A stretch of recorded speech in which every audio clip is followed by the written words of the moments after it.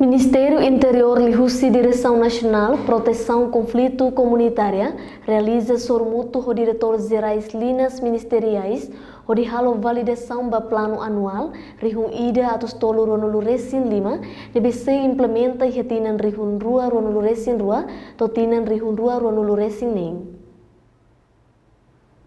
Sormuto ne halau e Timor Plaza Comoro Dili, terça-feira, Lourenço Resin 5. Fulan fevereiro, tina Rio Rua Ronolores Rua. Secretário de Estado de Proteção Civil, Joaquim José Guzmão, dos Reis Ateten.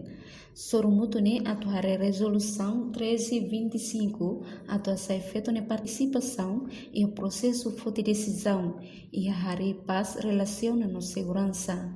Não é prevene no protege cidadão com conflito arma, cafuno no violação de direitos humanos, inclui violência de direitos humanos, baseia gênero no apoio à igualdade de gênero, no processo paz, reconstrução, no recuperação. O objetivo é a validação da plano ação anual 1325 e também mais uma resolução do Conselho de Segurança das Nações Unidas com a feito paz na segurança.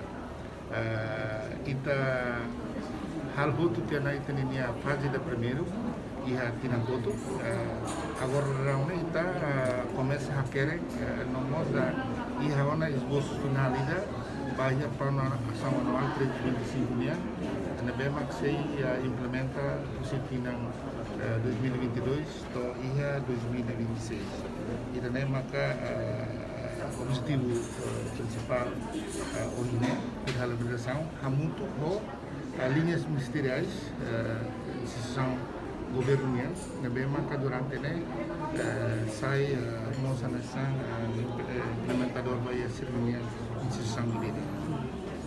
Secretário de Estado Nemos Hateten, revisão hamutu com linhas ministeriais, instituição governo, nebesaimos implementador by instituição ideidade. Retang ajuda o parceiro UN Women, Bapan 1325, nebe lidera o Ministério Interior no CEPS, liga o Direção Nacional de Prevenção Conflito Comunitária. Programa retang apoio financeiro do governo Austrália no governo Suédia. Reportagem de Dirce da Cruz, da Vieira, Televisão Timor Post.